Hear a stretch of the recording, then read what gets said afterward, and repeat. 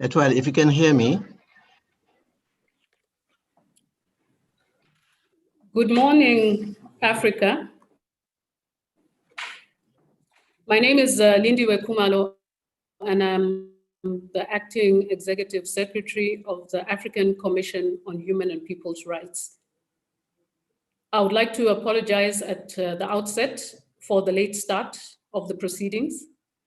We have a technical challenge with logging in the French translation for these proceedings.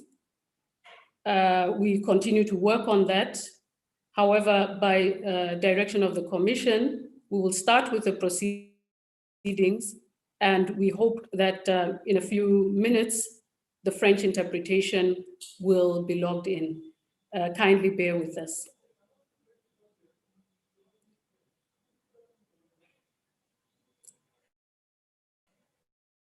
Your Excellency, Dr. Mokgweetsi Eric Kiabetswe Masisi, President of the Republic of Botswana. Your Excellency, Madame Sisuma Minata Samate, Commissioner for Political Affairs of the African Union Commission, representing His Excellency, the Chairperson of the African Union Commission. Honourable Commissioner Solomon Ayele Deso, Chairperson of the African Commission on Human and People's Rights. Honourable Kabo Moroeng, Minister for Presidential Affairs, Governance and Public Administration of the Republic of Botswana.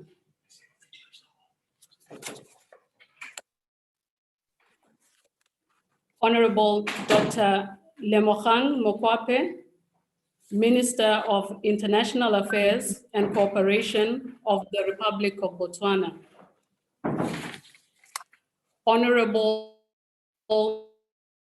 Commissioner Remy Ngoy Lumbu, Vice Chairperson of the African Commission on Human and People's Rights. Ambassador Zenene Zinombe, Permanent Representative of the Republic of Botswana to the African Union, distinguished representatives of state parties to the African Charter, honorable heads and representatives of organs of the African Union, honorable members of the African Commission on Human and People's Rights, Her Excellency Ms. Aya Chebi, AU Youth Representative, Envoy, representatives of national human rights institutions, representatives of international organizations, representatives of civil society organizations, distinguished ladies and gentlemen. It is my honor and pleasure today to welcome you to this occasion in commemoration of the Africa Human Rights Day. At this juncture, I would like to request Your Excellencies, representatives of state parties, African Union organs, and all organizations here present to assume a solemn posture for the observance of the African Union anthem.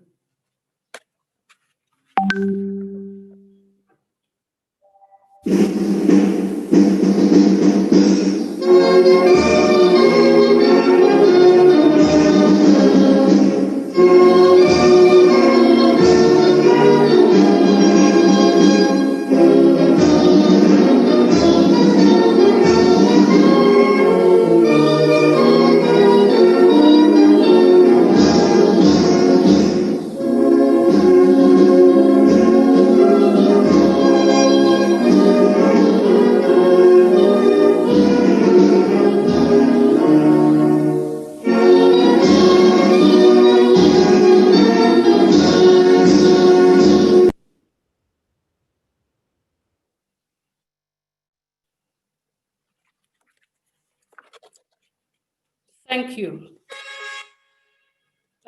In a short while, I will take you through the order of proceedings for today.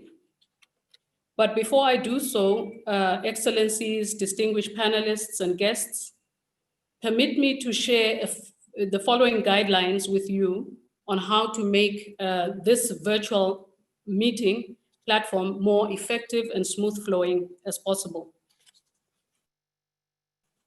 First, may I kindly request all distinguished panelists to ensure that their microphones at this point are muted and that they remain muted throughout the proceedings unless the floor has been yielded to you.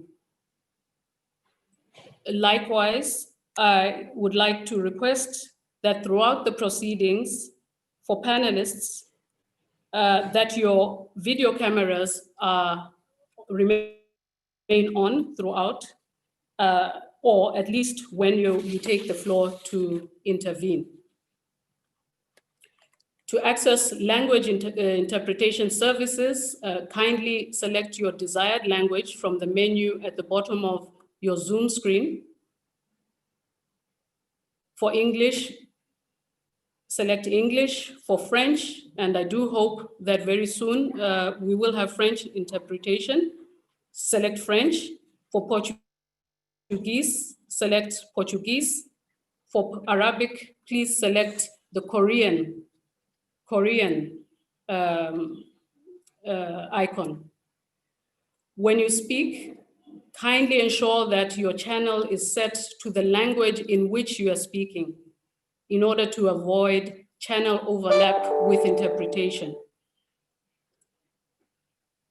As there's often a time lag between the sound transmission of the language of the speaker and the interpretation, kindly be patient. There are unavoidable delays in interpretation transmission. Therefore, please wait a couple of seconds before concluding that the interpretation is non-functional. Should you be disconnected as a panelist from the proceedings for any reason, kindly contact the IT host, Etwell, who may be found on the private chat link on the right of your Zoom screen. Likewise, if there are any challenges with regard to interpretation, please again use the chat link to communicate this. Our IT team will immediately assist you to reconnect to the proceedings. Please ensure also that you are not connected to multiple devices in the same room, multiple active devices in the same room, as this may cause echo or other disturbances. And finally, kindly accept our apologies in advance and bear with us for any technical mishaps that may have been overlooked as we strive to improve our delivery to our stakeholders, or for technical mishaps that are beyond our control. Your Excellencies, I now at this stage would like to take you through the order of proceedings for the day. First, we will have the welcoming remarks of Honourable Chairperson of the African Commission on Human and People's Rights. This will be followed by a statement of His Excellency, Chairperson of the African Union Commission, which will be delivered by Her Excellency, Commissioner for Political Affairs of the African Union Commission. Thereafter, we will have the honor of listening to the keynote address delivered by His Excellency, President of the Republic of Botswana. This will be followed by discussions and reactions on the theme of this year's celebration. Finally, a vote of thanks will be given by Honourable Vice Chairperson of the African Commission on Human and People's Rights. And it is this vote of thanks that will bring us to the end of our program. Your Excellencies, it is now my pleasure and honor to call upon the Chairperson of the African Commission on Human and People's Rights, Honourable Solomon Ayele Deso, to deliver his welcome remarks and subsequently direct the rest of the proceedings. Honourable Deso. Thank you very much, Madam Acting Secretary of the African Commission on Human and People's Rights, Ms. Lindiwe, the Master of Ceremony, Your Excellency, Dr.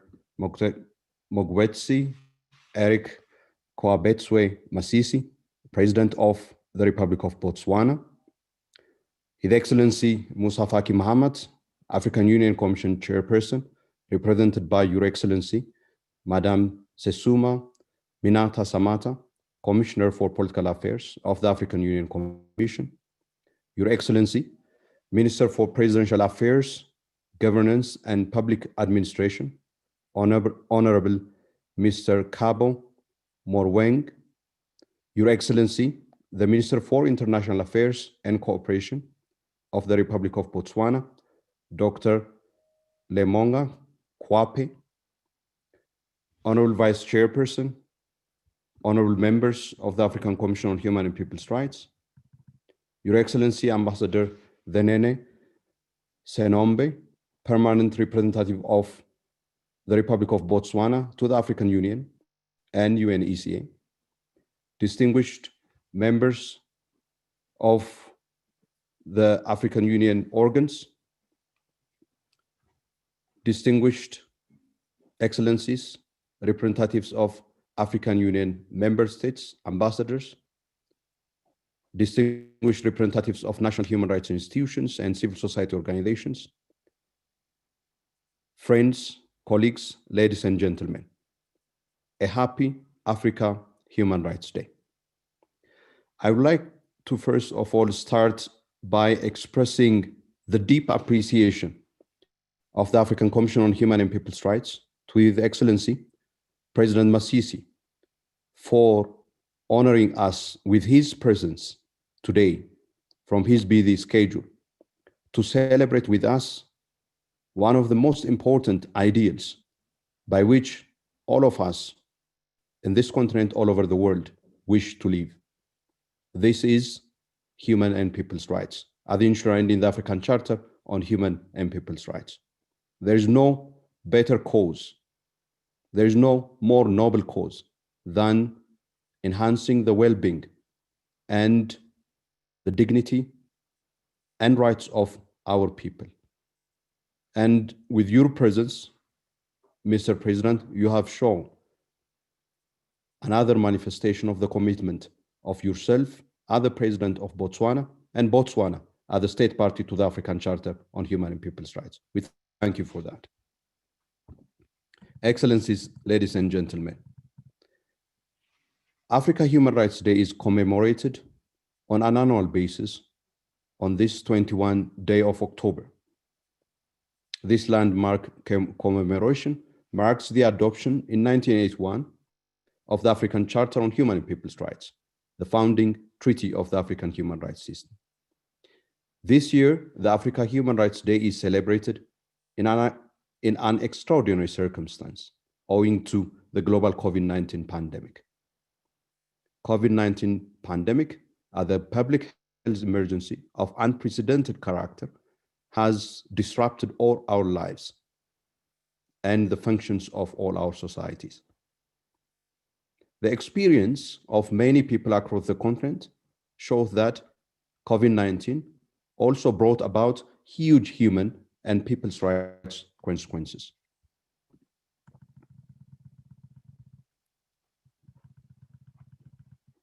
The pandemic has highlighted the pervasiveness of the socioeconomic deprivations affecting the masses of our people.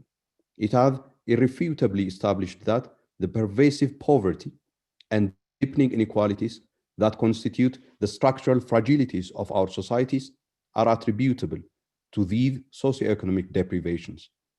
Lack of access to healthcare, water, sanitation, food, decent housing, education, sustainable source of livelihood, gender oppression, and lack of peace and security.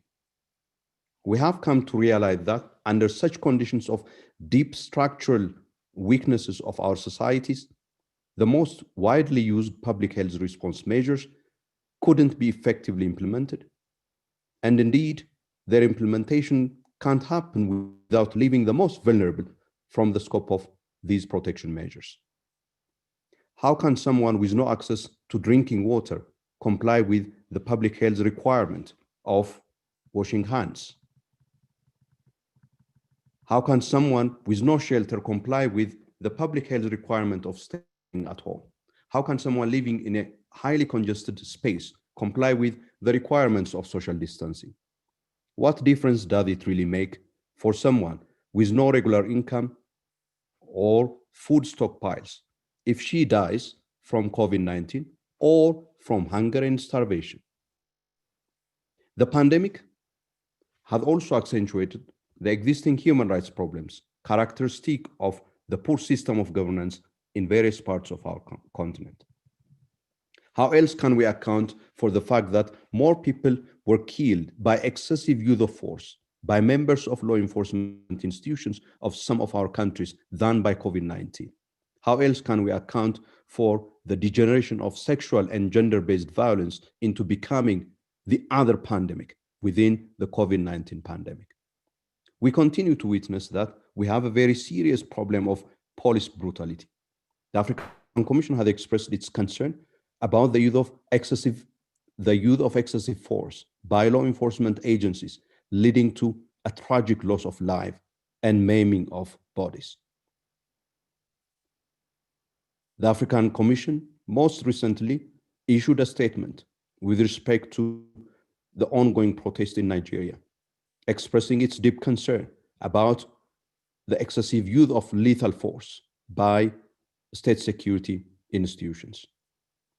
The Commission today joins the National Human Rights Commission of Nigeria in condemning the use of lethal force in the context of the protest against SARS in Nigeria, which has led to the regrettable loss of lives over the course of yesterday.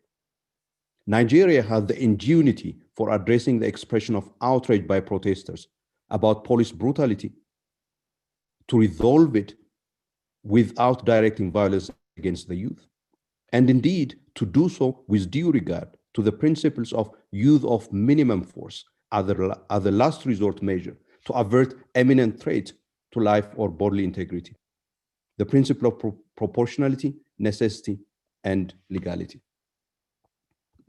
Excellencies, ladies and gentlemen, many of these issues are matters to which we haven't paid the level of attention required. They are neither matters that we sought to resolve with the urgency they deserve. If countries on the continent are to succeed both in overcoming the severe impacts of the pandemic on the health, social, and economic well-being of their people, and in building back better, it is a prerequisite, a necessity, that they start by addressing these fundamental human rights issues. In the course of the pandemic, the African Commission on Human and People's Rights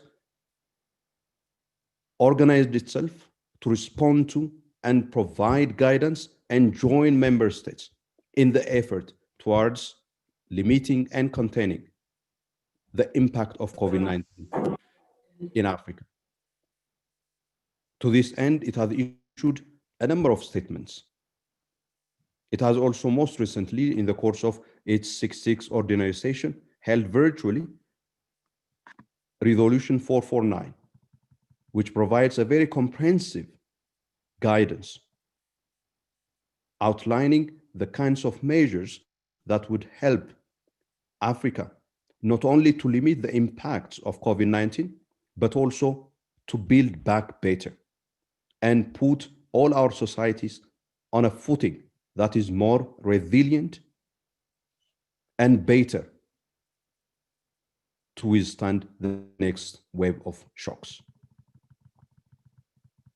This year's commemoration of Africa Human Rights Day serves as an important occasion to reflect on these and related issues. It presents us the opportunity to show not only why COVID-19 is also essentially a human rights issue, but also how human and people's rights provides us the basis for building back better in a way that makes our societies more resilient and less fragile, but also importantly, in a way that leaves no one behind. Because leaving no one behind means that our societies remain fragile and hence vulnerable to the devastating consequence of the next wave of pandemic or any other natural disaster. At the African Commission on Human and People's Rights, African Union's premier human rights body, we are very delighted to have His Excellency Dr. Mogwetsi Masisi, President of the Republic of Botswana, to deliver the keynote address, to share with us the experiences of Botswana are the basis for us to reflect on how we can build better on the basis of human and people's rights. We are also happy to have His Excellency Musa Faki Mahamat, the Chairperson of the African Union Commission, represented by Your Excellency, the Commissioner for Political Affairs, Ambassador Samate, to launch this high-level annual event. It is therefore my distinguished pleasure to invite, at this point, Her Excellency, the Commissioner for Political Affairs, Ambassador Samate, to make the opening remark. Thank you very much.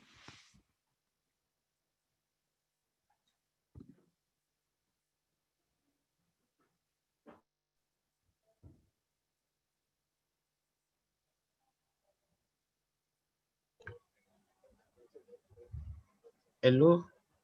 Yes, Ambassador.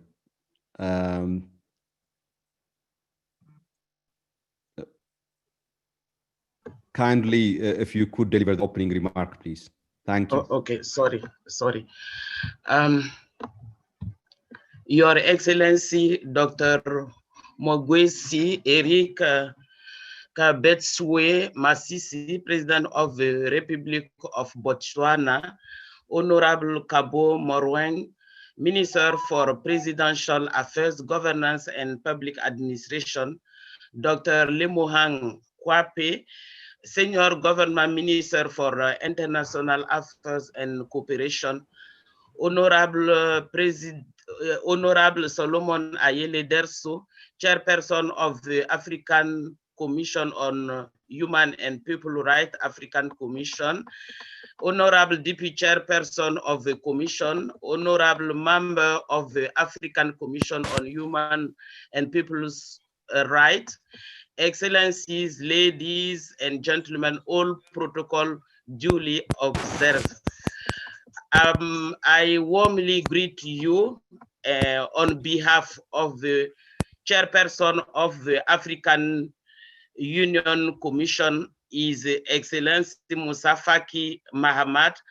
I will be making the following statement. I quote, "Dear fellow African, I wish to begin by wishing you all a happy 2020 Africa Human Rights Day. On this auspicious Africa Human Rights Day, I'm pleased to convey to all African and friends of our continent the renewed hope and commitment to the promotion and protection of human and people's rights as enshrined in the African Charter on Human and People's Rights. This year, Africa Human Rights Day takes place under difficult circumstances. As I said in my remark at the opening session of the 37th Ordinary Session of the Executive Council of the AU a few days ago, this is an unprecedented context characterized by the persistence of COVID-19, but also by the emergence of new issues and challenges, new risks and new opportunities for our continent.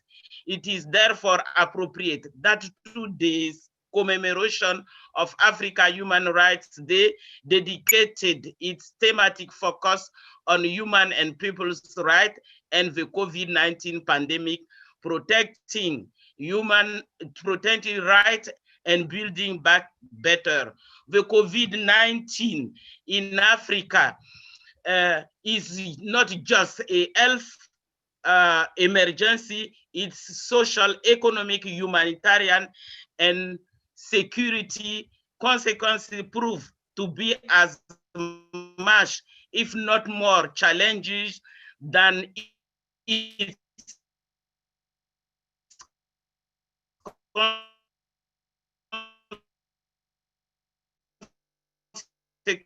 consequences on health.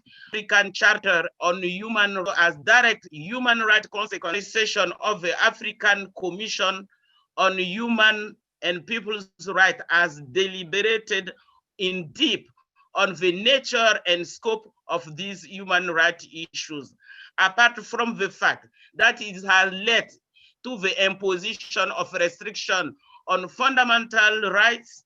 The issue of the pandemic as exposed also led to the exacerbation of existing human rights issues and the emergence of new human rights issues. For example, COVID-19 has brought to the center of our attention the huge gaps that pervade our societies in access to basic rights, including healthcare, food, water, and sanitation.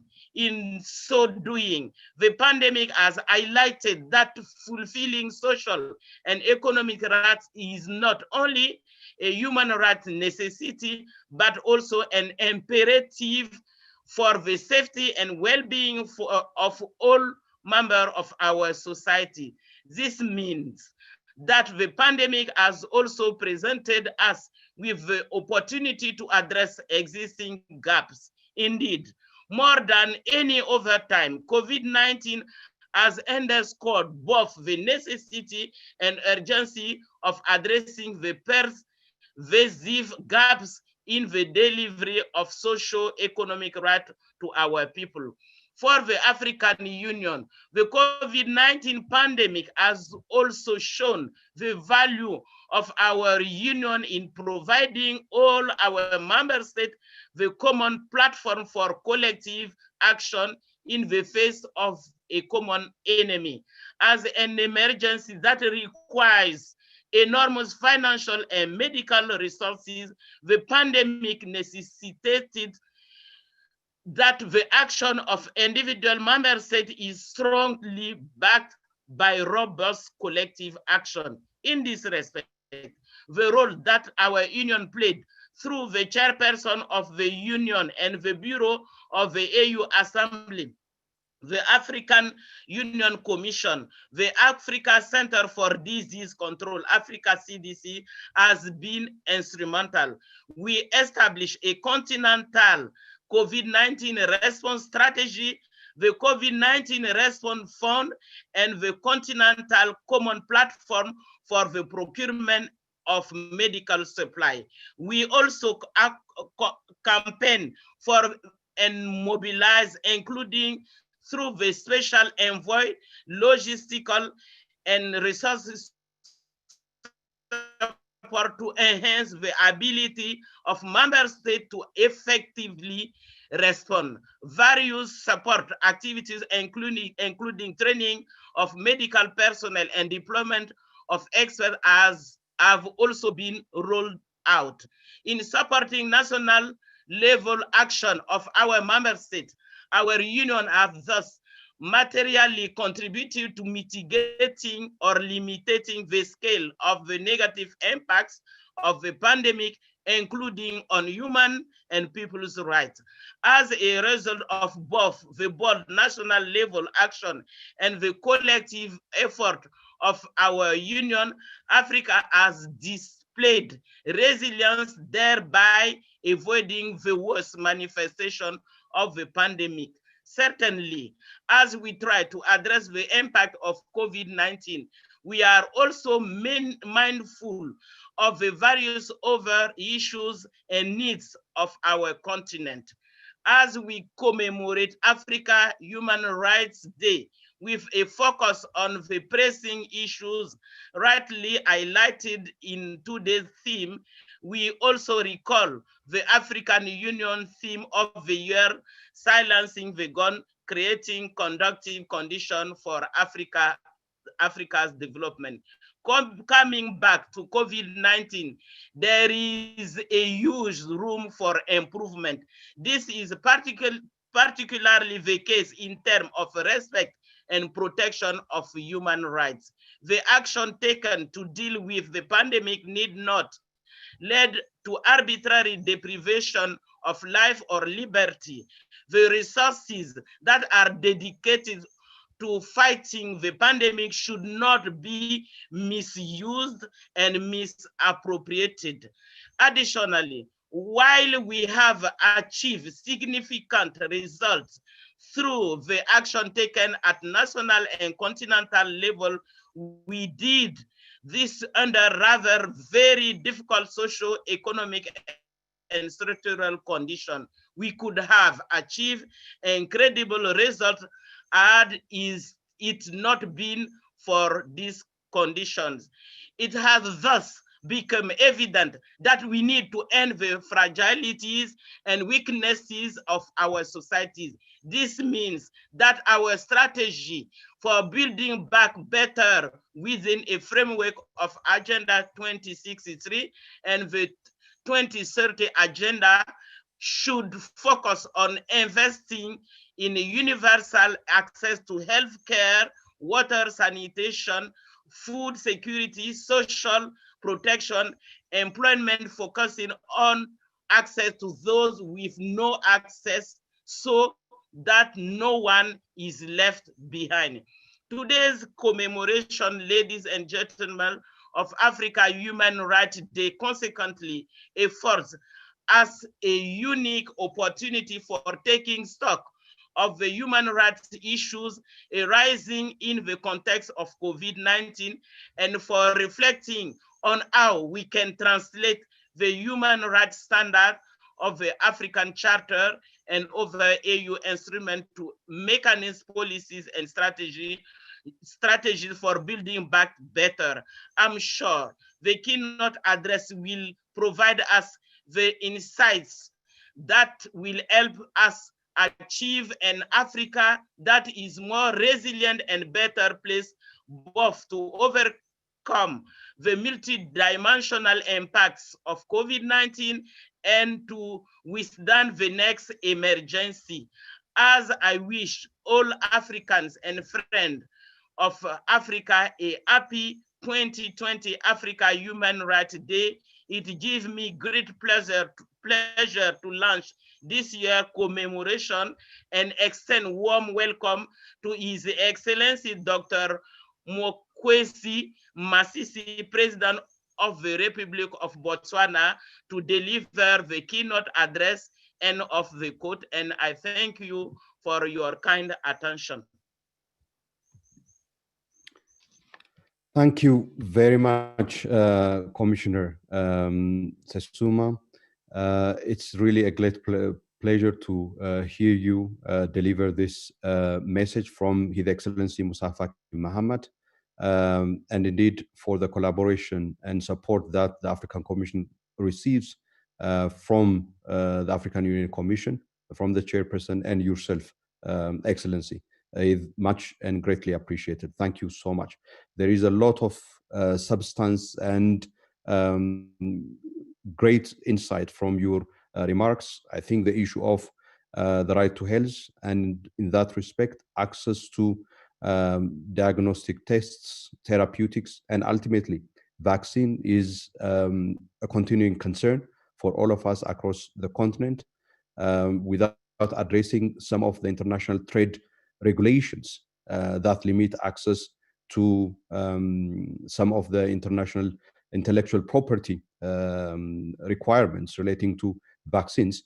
We may have very serious problem in terms of accessing vaccines, and this should be one of the areas where the AU, as it has demonstrated during the pandemic, can add a huge value in mobilizing for the relaxation of the international trade regulations, so that there is a possibility for Africa to produce and distribute vaccines.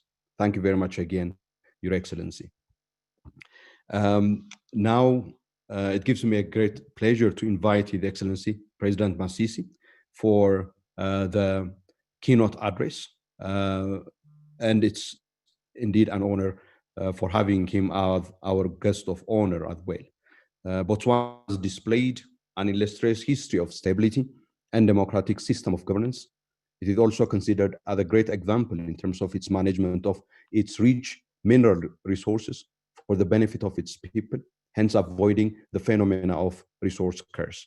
It is also one of the best performing countries in terms of governance. The 2019 Mo Ibrahim Governance Report, for example, indicates that Botswana is ranked fifth in Africa in terms of overall governance. One way by which the African Commission promotes human and people's rights on our continent is through promoting exchange of best practices and lessons learned by member states. And today we have this distinguished honor of getting insights and lessons learned from Botswana through His Excellency President Masisi relating to the various issues that we have highlighted in the speech delivered by Her Excellency the Political Affairs Commissioner. So, Your Excellency, President Masisi, without further ado, I now give you the floor. Thank you once again very much. I'd like to thank you very much for that warm introduction and welcome. Your Excellencies, distinguished ladies and gentlemen, I take this opportunity to convey to you warm greetings on behalf of the people of the Republic of Botswana. Thank you very much for extending this kind invitation to share Botswana's experiences and lessons in the prudent management of our natural resources in its development trajectory. I believe this will significantly contribute to our theme on human and people's rights and the COVID-19 pandemic, protecting the rights for building back better, as we commemorate the Africa Human Rights Day. I'm happy that the AU continues to direct its resources towards the attainment of a peaceful and secure Africa, in line with the aspirations of the 2063 Agenda of the African Union and the 2030 Agenda for Sustainable Development.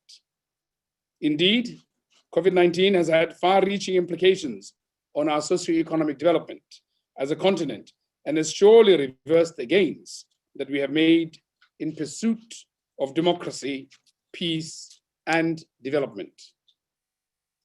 The pandemic has propelled us to redirect the scarce resources which could have otherwise been utilized to drive the sustainable development for this great continent. However, we should not be discouraged, but rather refocus our efforts to defeat this invisible enemy. We, African people, have shown commitment and resilience over the years in addressing challenges of political, social, and economic nature, and we triumphed. It is this tenacity that gives me courage that we can collectively defeat this pandemic. For where there is a will, there is surely a way. Excellencies, I'd want to preface my presentation by paying tribute to Botswana's founding fathers, whose visionary leadership contributed immensely to modern-day Botswana. The foundation that was laid is characterized by Botswana's 4 national principles of democracy, unity, self-reliance, and development, which essentially guided the development of the constitution of our country. Botswana's development path is also underpinned by the rule of law, good governance, and respect for human rights. Thus, our constitution protects fundamental human rights as enshrined in international instruments, including our own African Union Charter on Human and People's Rights. This also guides the management of our natural resources, and the development of Botswana.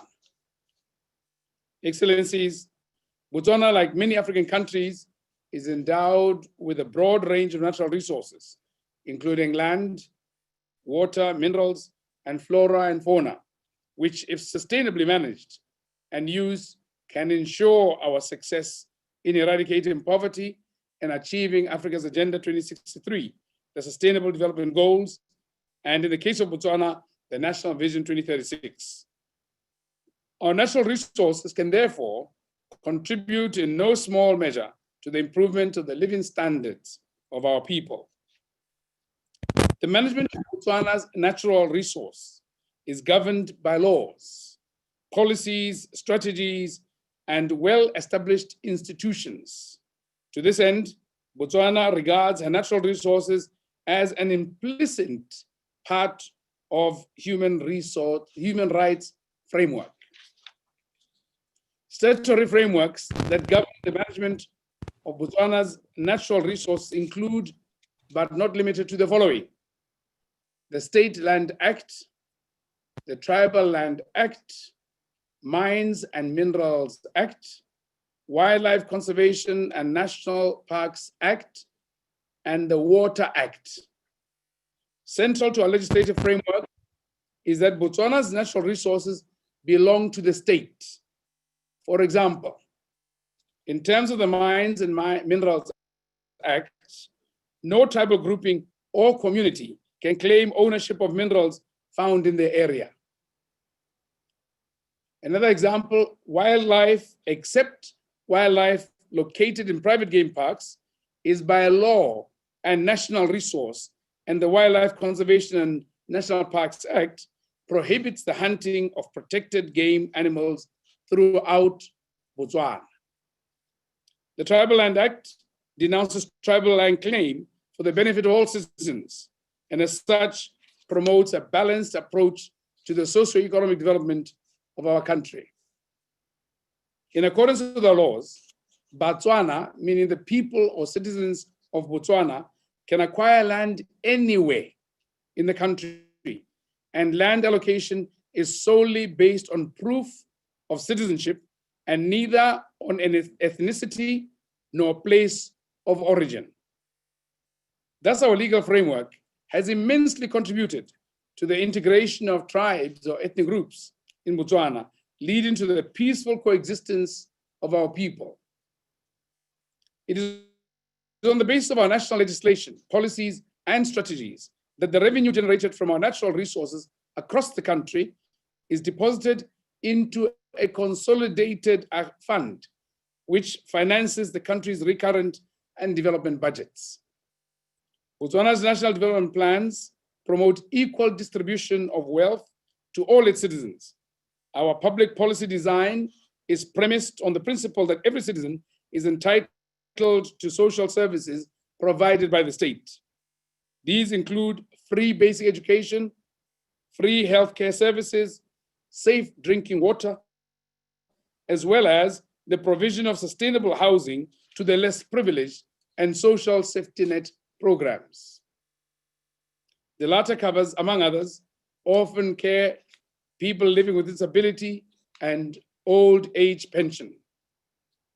In line with the constitutional right of equality, Botswana has adopted a national vision which is themed Achieving Prosperity for All. The vision is a transformational blueprint which defines it is aimed at transforming Botswana from an upper middle income country to a high income country of our Lord 2026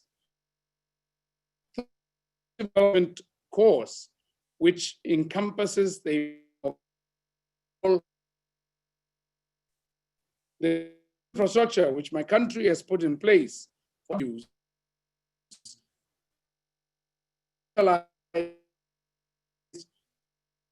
Centered development. Notwithstanding our success story, Botswana recognizes that cases of misappropriation of public funds are unavoidable and can only be managed.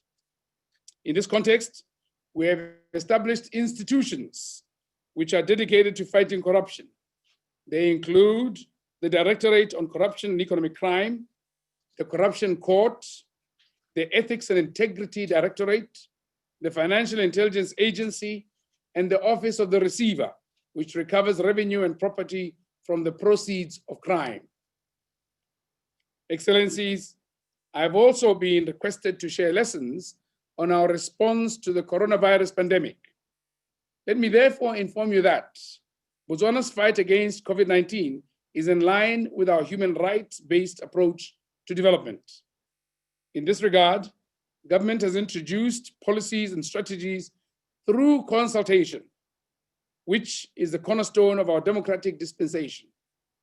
A national COVID-19 task force, which I chair, was set up to coordinate all national activities pertaining to the containment of the pandemic.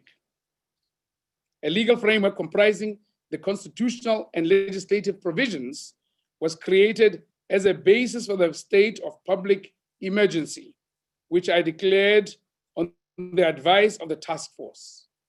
The state of public emergency was subsequently affirmed and extended by the National Parliament, the main objective of which is to allow the country sufficient legal leverage in disease containment and control, to also mobilize for resources and the preservation of jobs. Government adopted a COVID-19 response plan in April of 2020. Subsequent to that, a relief fund was established with the support of government, the private sector, civil society, development partners, and individuals alike. The COVID-19 relief funds were expended on the provision of food hampers to those in need of support, wage subsidies, health supplies and services, the education sector, and to our citizens in the diaspora. Beyond the COVID-19 response plan, the government of Botswana developed the Economic Recovery and Transformation Plan to respond to the economic challenges posed by the coronavirus pandemic, as well as to effectively implement a roadmap for the National Transformational Agenda. In conclusion, Your Excellencies, I believe that the experiences of my country can positively contribute to the development of our region. My country is open to sharing the lessons we have learned with our brothers and sisters on the continent at all times. I thank you for your attention.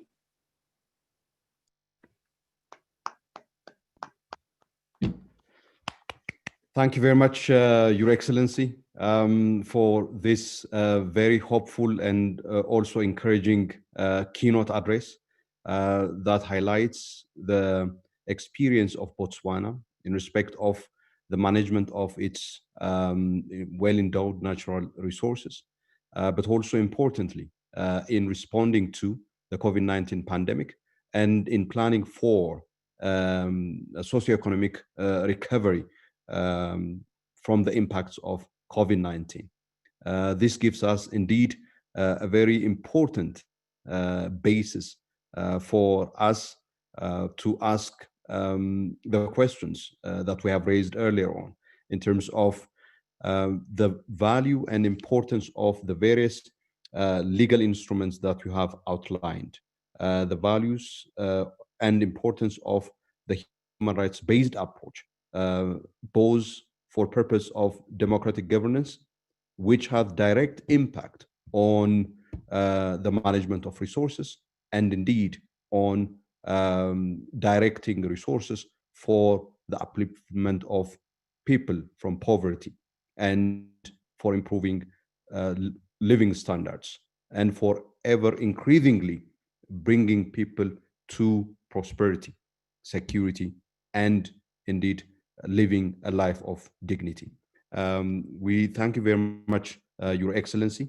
I do understand that we may have some friends and colleagues who would be taking the floor to reflect on your excellent keynote address, but also importantly on the theme of the day.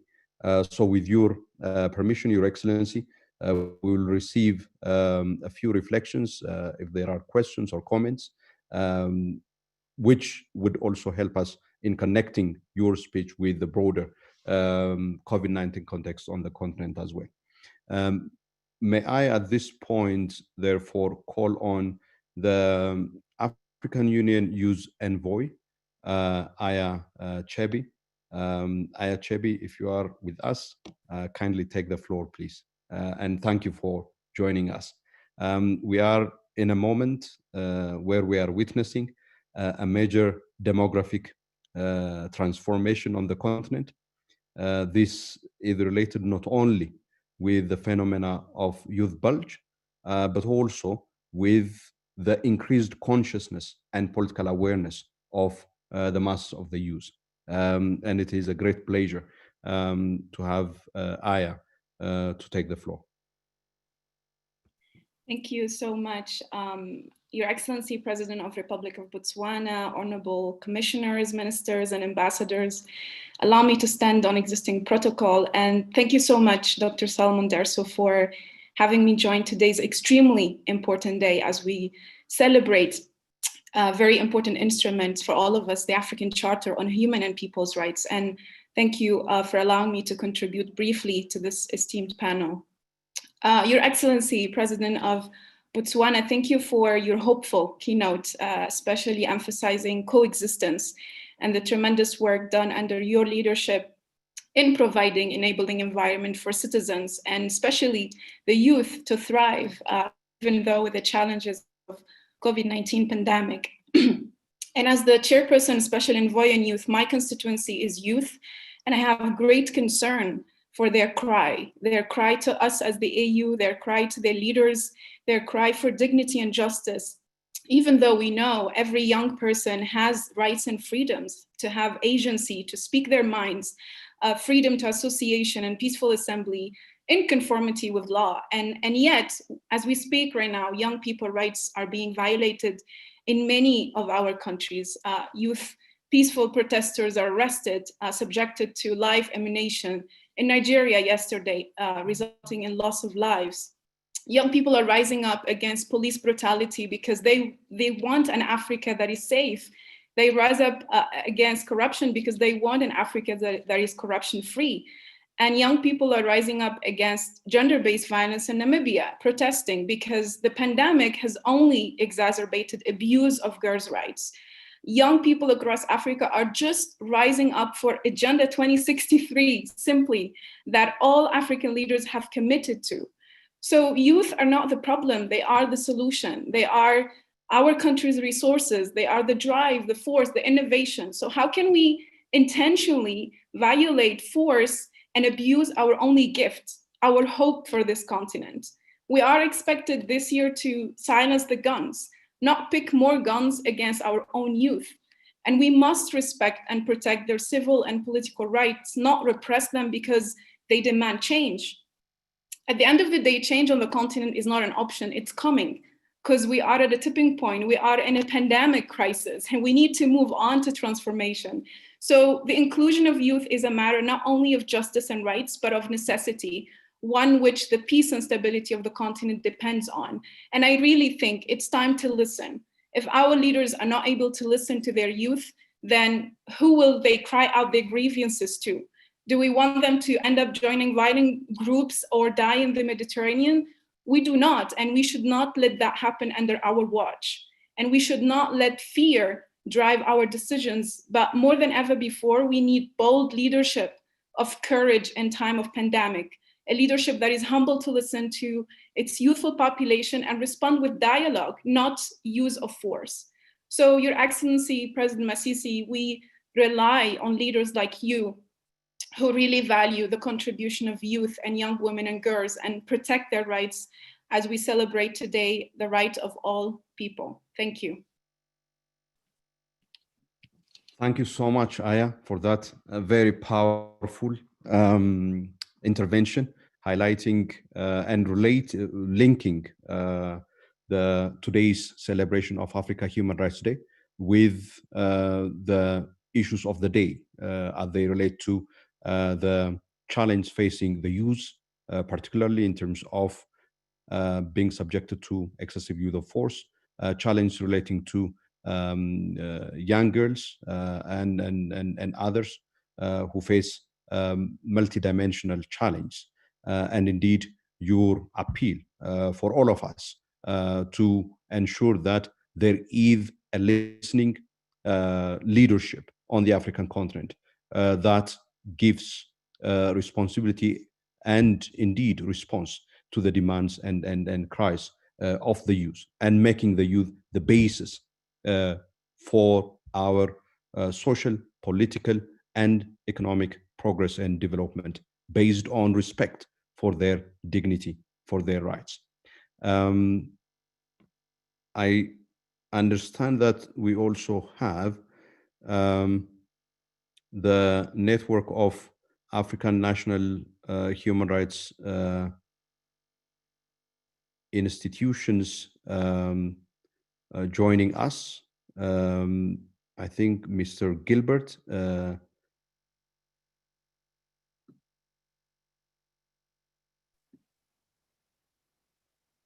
Mr. Gilbert, are you with us? Yes, yes. All right. Please take the floor. Thank you. Thank you, Honourable Chairperson of the African Commission on Human and People's Rights, for this opportunity. I would like to join the first speakers to wish you and the entire Africa a happy Africa Human Rights Day. I would like to really thank His Excellency, the President of Botswana, Excellency Dr. Mokwesi Masisi, for his encouraging message. Actually, it's very positive from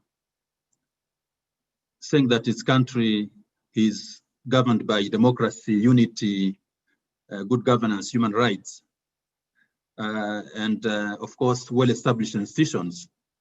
It's very encouraging, and we understand that if Botswana has achieved this, other countries in Africa also can do so. Actually, human rights-based approach, as I highlighted, is very good thing. And I think that human rights is just about service delivery. We have seen this during this period of COVID. And countries which have good and strong institutions have managed to navigate and also provide good service to their citizens. But unfortunately, some other countries could not, and with the support of national human rights institutions, which are strong, reliable, they could also monitor the situation of human rights as the countries are delivering the service. Of course, Botswana does not have one. I remember that during our discussions with one of the former attorney generals, actually, she told me that they do not need a national institution because they do have an ombudsman office. And actually, even the human rights records of Botswana was even better than some of the countries which have national institutions. But of course, now they're in the process of establishing one, which will have a combined mandate, ombudsman office, as well as a human rights institution. But I would like just to point out an issue, because we have been celebrating Human Rights Day in Africa. And for us, we think that we should move from what we consider to be rhetoric of human rights to really relation of human rights. And we still have a long way to go, And this is, of course, because there is lack of commitment, if I can put it that way. We have very good institutions. His Excellency talked about well-established institutions. We have them at the African level. We have a very good legal framework, normative framework. We have the African Charter, and of course, which also provides the establishment and improvement of courts and national institutions with the mandate of promotion and protection of human rights. The lack of commitment on the part of, I will talk about on the part of states to get these infrastructure put in place by themselves, function correctly, it's not there. It's not there. You can see the trend now. It's, of course, when it comes to human rights, it's like human rights is not really taken into account fully in all the process developments, and which might lead us to lose the opportunity to achieve the good programs, frameworks set up by the African Union, the Africa we want, under the Agenda 2063. And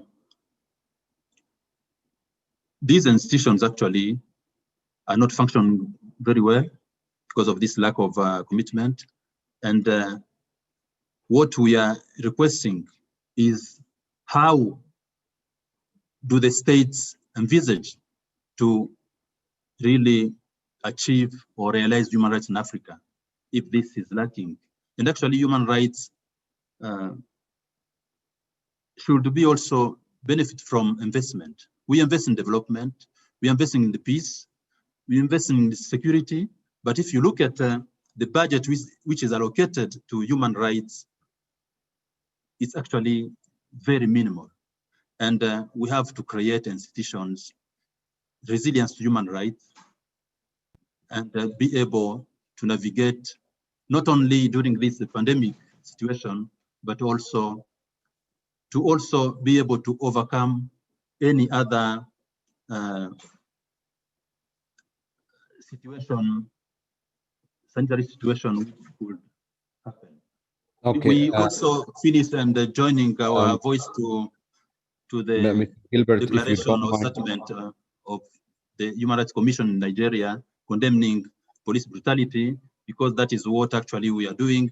We have noticed that during this period, human rights violation has been occurred, and actually we are working on it, and we want to advocate for strong institutions and investment in human rights. Thank you, Chairperson. Thank you very much, Mr. Gilbert, for that intervention, bringing in the voice of national human rights institutions of Africa, which the Network of African National Institutions is the umbrella body. Thank you for that as well.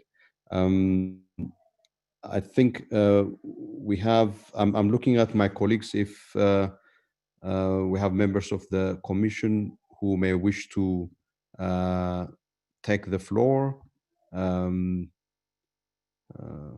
share thoughts. Any member of the Commission who would like to take the floor? Okay, I don't see colleagues, members of the Commission taking the floor. So may I request then, we have Binyam Berha of Eritrea, the head of mission of Eritrea to the African Union and UNECA. Binyam, if you are with us, yeah, please take the floor. Thank you for joining us.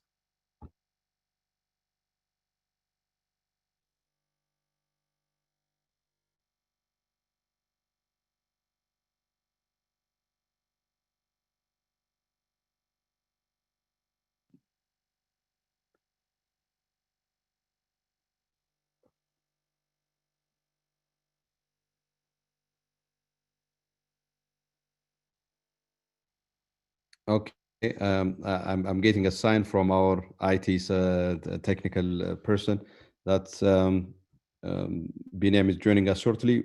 After that, if we don't have any other requests, we will proceed back to His Excellency President Masisi for him to reflect on the issues that have been highlighted. Biniam, are you able to join us now? Yes. Yes, sir. Yes, sir. Your Excellency, Chairman of the SHPR, Excellencies, ladies and gentlemen, all protocols observed. We are commemorating the Africa Human Rights Day in the middle of the COVID-19 pandemic. Today, there is no vaccination against or cure for the disease.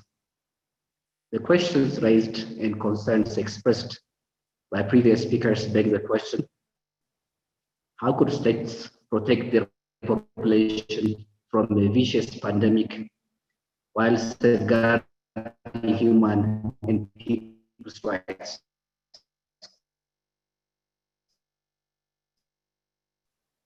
And were the lockdown measures necessary or experienced? It has been almost 7 months in Eritrea. Today, there are 452 confirmed cases. 388 of them have fully recovered. 64 active cases remain, all with mild symptoms. Eritrea hasn't registered any COVID-related fatality. Seen in blog, this is indeed an African success story. But how did Eritrea do it and at what cost? The first pillar is, of course, safeguarding right to life and right to health. The full arsenal of standard and customized tools to avoid the transmission of the pandemic that is essential. Foreign travel, restriction to nationwide stay-at-home guidelines. A mitigation strategy was also mapped out with all the requisite preparations to provide effective treatment for those who may contract the disease. The strategy of preventive media campaign. The second pillar is safeguarding economic and social rights and well-being. The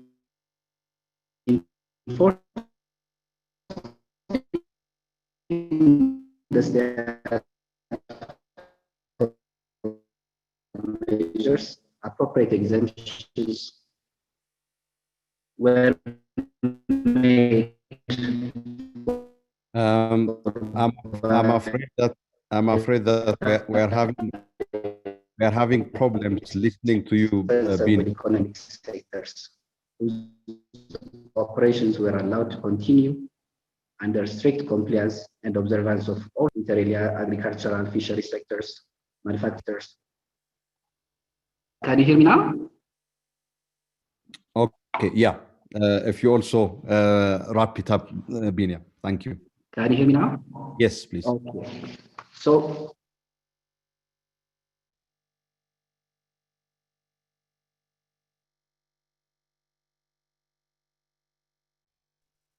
the two pillars being safeguarding right to life and right to health, while at the same time safeguarding economic and social rights and well-being. This guided by the normative approach which developed from the era of struggle and nation-building exercise. And through learning this experience, Eritrea has mapped out preparedness strategy and boosting resilience. So in conclusion,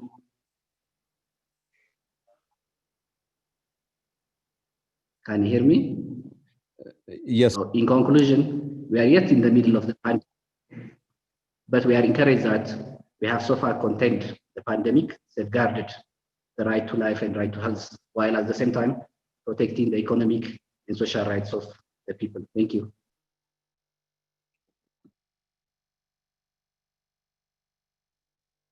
Thank you very much. Thank you very much, Biniam, head of mission of Eritrea to the AU and UNECA. I understand that His Excellency President Masisi had another engagement that he has to go to. So in the interest of saving time, I would therefore like to go back to His Excellency President Masisi. Sincere apologies for colleagues who might have wished to take the floor, but on the basis of the rich reflections that we have received, if we can have His Excellency's inputs and reflections on the issues that have been raised on the basis of the lecture that you have delivered. Your Excellency, you have the floor, please. Thank you. Thank you very much. I think it was instructive that the responses were as varied as they were, coming from a dynamic continent such as Africa. But there was a common thread throughout them, which is a very gratifying thing to note, a commitment to the values, the ethos of human rights, and the resolve that these are African. And they would be adhered to, set by, and evaluated by Africans.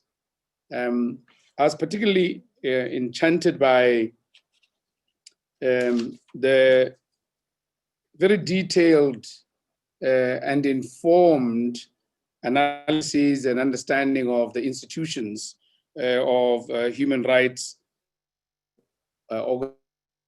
as expressed by Gibbet, I think Mr. Gibbet. I hope I'm pronouncing the name right.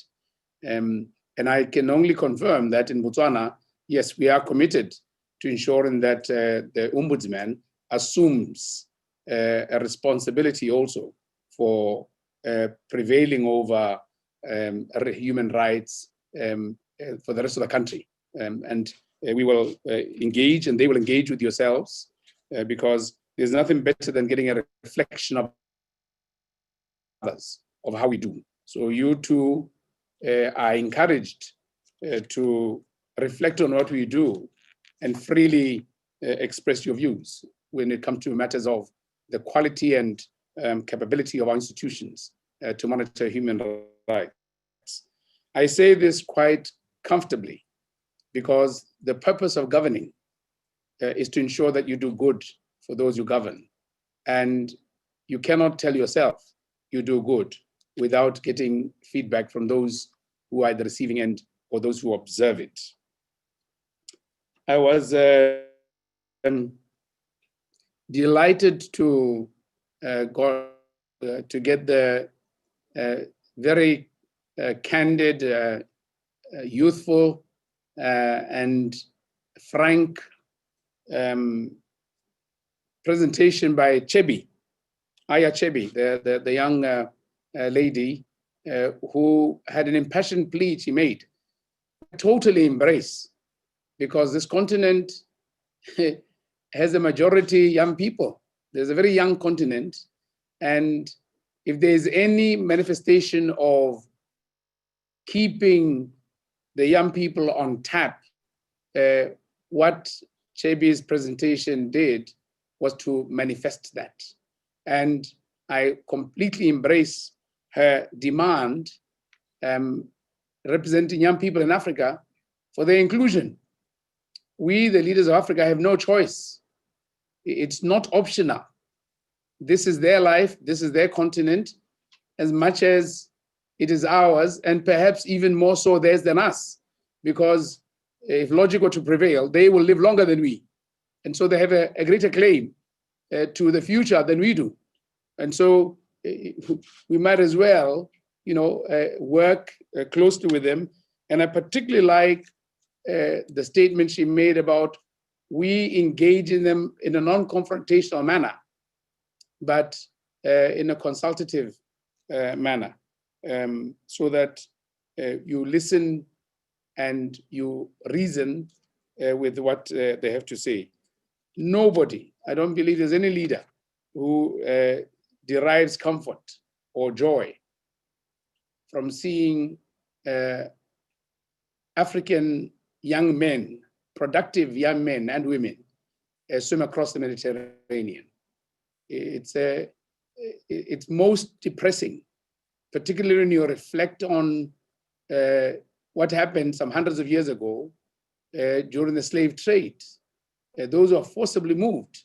In this instance, you've got to assume there's also some force at play that may be a different type of force that causes people to cross the Mediterranean.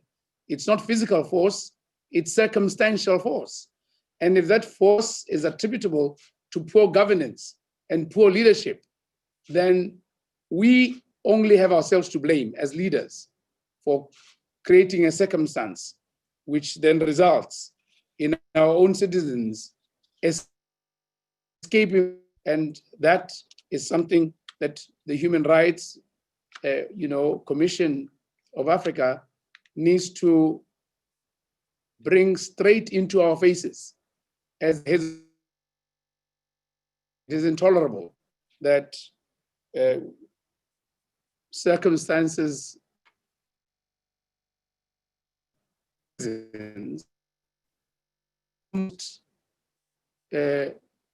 without physical force crossing the Mediterranean dangerously into a new form of enslavement overseas. And so the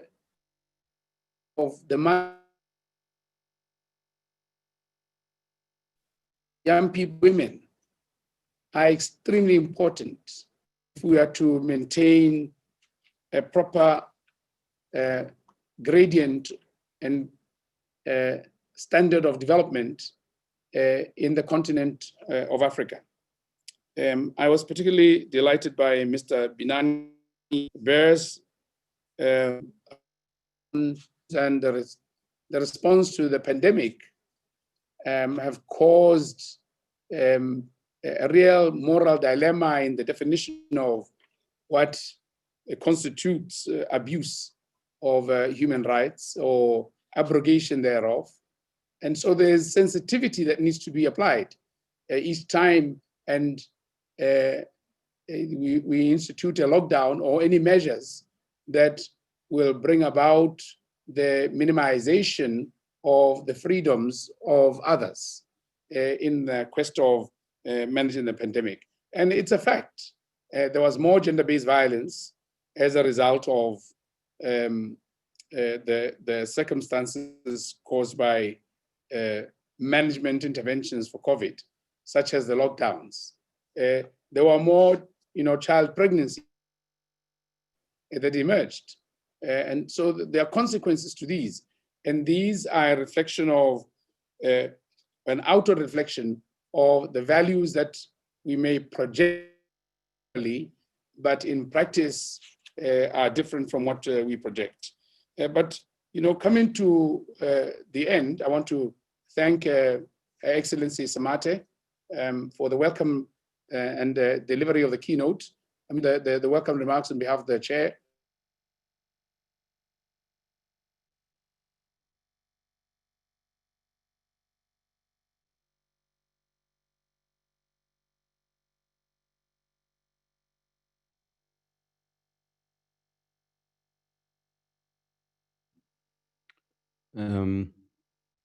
Okay.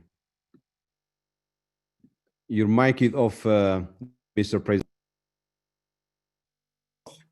Sorry, there was a technical glitch, but I was just finishing off by thanking everybody and wishing you prosperity and joy in celebrating this day.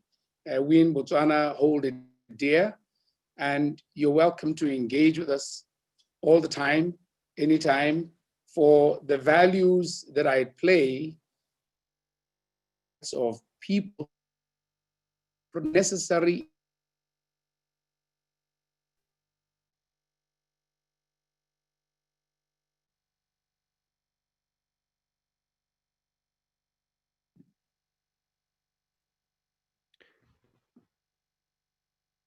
We are having, I think, another technical glitch as well again.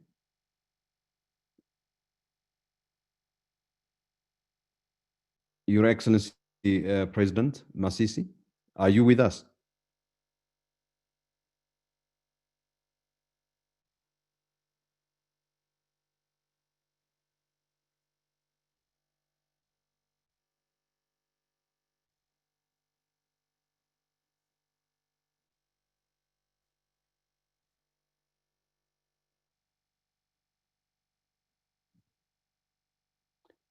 Okay, I'm not sure if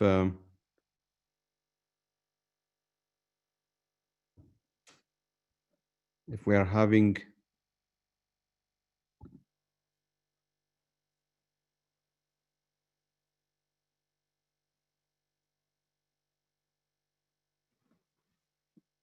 it looks like that we have lost President Masisi. We have a connection problem, I suppose.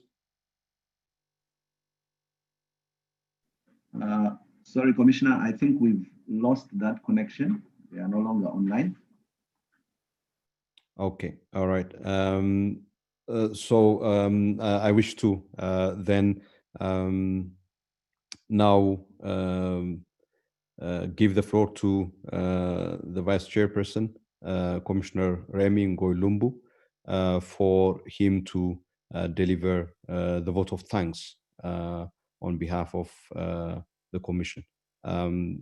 Vice Chairperson, you have the floor, please. Thank you. Thank you very much, Mr. Chairperson.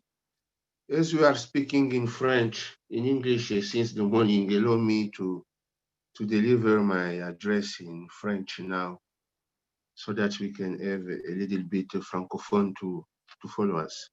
Thank you very much, Mr. Chairperson. Excellence, Monsieur le Président de la République du Botswana, avec l'expression de nos hommages les plus différents, même s'il n'est plus en ligne. Excellence, Madame la Commissaire aux Affaires politiques au sein de la Commission de l'Union africaine et représentante personnelle de son Excellence Moussa Faki, président de la Commission de l'Union africaine. Excellence, Monsieur le Président de la Commission africaine des droits de l'homme et des peuples. Excellence, Monsieur le Ministre.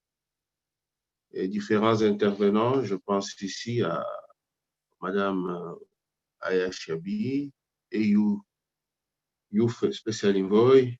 Je pense ici à Monsieur Gilbert Sebiogo, le président de NANRI. Je pense également à l'ambassadeur qui nous a rejoint, Binam Bet, je crois à partir de l'Éthiopie. Distingués invités, je vous prie de bien vouloir consentir à recevoir mes salutations respectueuses au nom de la Commission africaine des droits de l'homme et des peuples. Aujourd'hui, c'est un jour de fête. Ma petite voix n'a pas d'importance et ne peut pas compter devant les milliers d'Africains qui nous observent cet avant-midi, du moins par rapport à la ville de Kinshasa où je me trouve. Ma voix n'est pas si audible pour que je prenne la parole devant tous ces Africains qui nous suivent, mais elle peut être nécessaire pour que j'apporte aussi ma modeste pierre en cette journée importante qui nous réunit. Nous voici donc au terme de la célébration de la Journée africaine des droits de l'homme, le 21 octobre, comme vous le savez de chaque année, constitue une date très importante dans l'histoire de l'Afrique.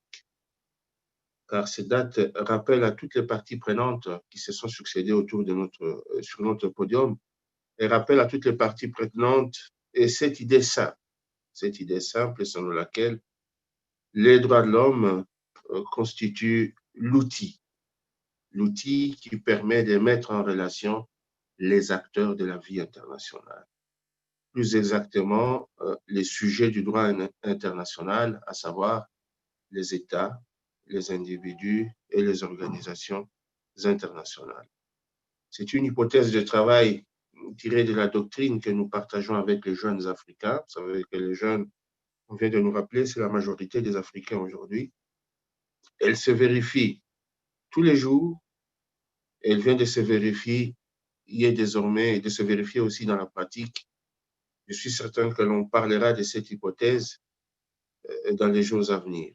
Hypothèse selon laquelle les droits de l'homme constituent l'outil qui permet de mettre en relation les acteurs de la vie internationale.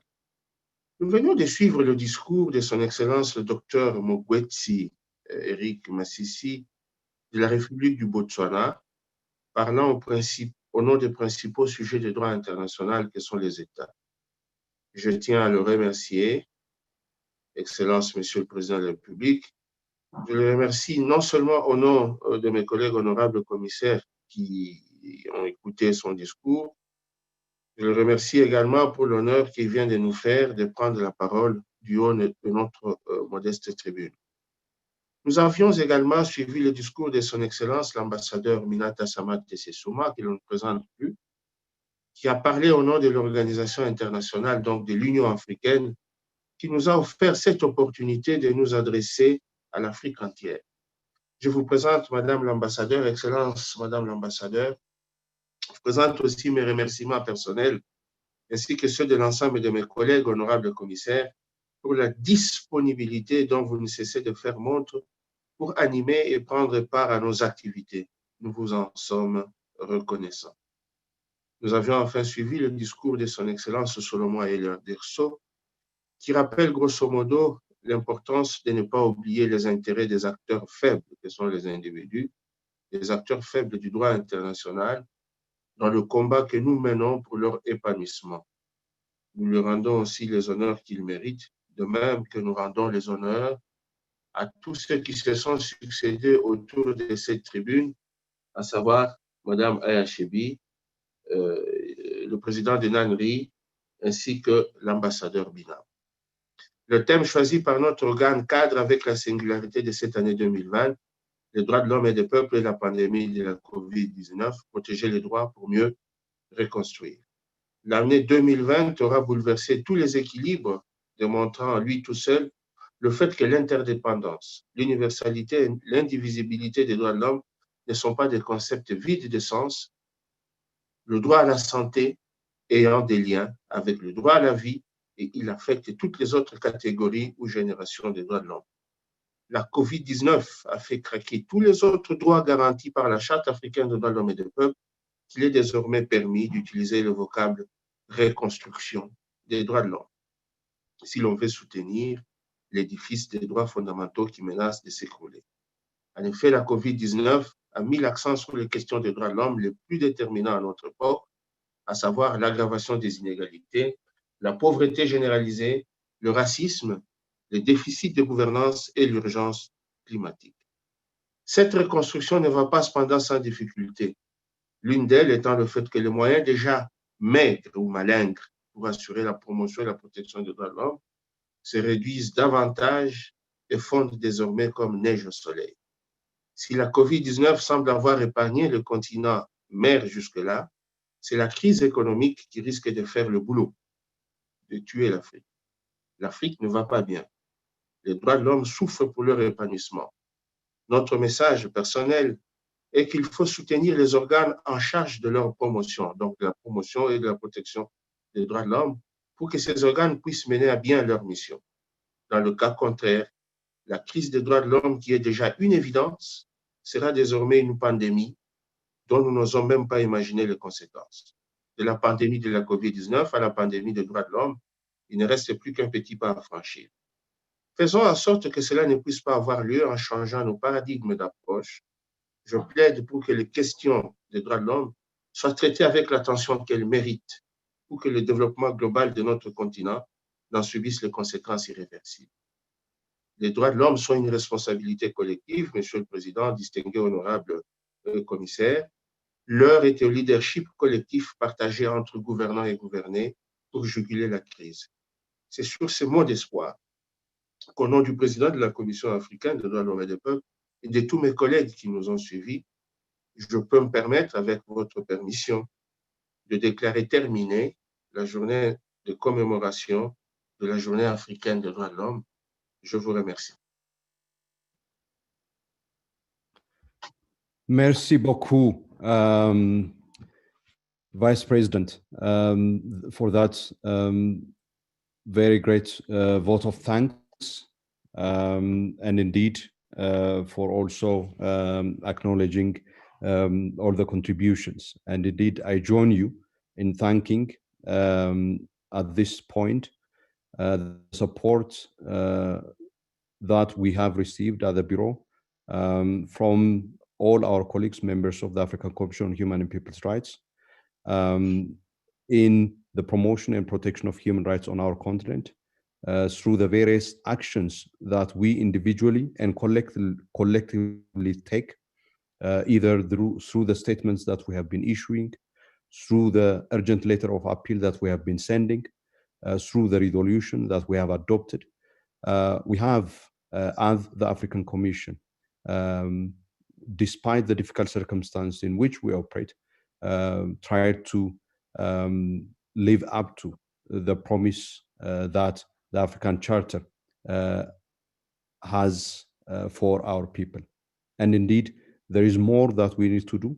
That is what we have been asked. And indeed, the challenge of today, as we commemorate Africa Human Rights Day, is how we individually and collectively make human rights much more respected and much more protected as we move forward and as states respond to it. I also wish to thank colleagues at the Secretariat, particularly Madam Acting STC, Ms. Lindiwe, for her leadership of the Secretariat, and indeed for the support that we have received in the course of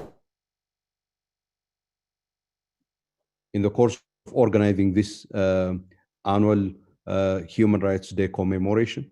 I also wish to thank once again His Excellency Musa Faki Mohammed, the Chairperson of the AU Commission, and Her Excellency Commissioner for Political Affairs, Ambassador Samata, for the great collaboration and support, which is critical for our delivery on the mandate of the African Commission. We are the African Commission. The critical question that we always ask in the exercise of our responsibilities is whether anything that we do helps us to achieve in delivering on our mandate. And today's event is organized within that framework. And it provided us the platform to reflect on the most pressing issues of our time. We do hope that we take these reflections forward and have the various situations that have been highlighted in the course of our deliberations resolved through and on the basis of respect for human and people's rights. I also wish to thank colleagues at GIZ, Ibrahim Ridhan, for the support that they have provided us in terms of the social media campaign. Of course, last but never least, I wish to thank once again His Excellency President Masisi, President of the Republic of Botswana, for honoring us with his presence, but also with the keynote address. I also wish to thank all of you participants and those who have taken the floor for their interventions. Aya, Gilbert, Biniam, thank you so much. I also wish, finally, to wish all of us a happy Africa Human Rights Day, which we observe in the light of the various challenging situations on the continent, with a sober mood, but hoping, as President Masisi pointed out, that this can't be the permanent state of things, that things can get better, particularly with the African youth exercising agency and applying that agency for the betterment and construction of our continent. I also wish to thank Ambassador Denene for accompanying us at the African Commission in the course of planning for this event. Thank you very much, Ambassador. Colleagues, honorable members of the Commission, it has been great to see you again after some time of being apart virtually. Thank you again for joining us. To all of you, have a safe and have a safe day, and also please do take care of yourself and look out and pray for and indeed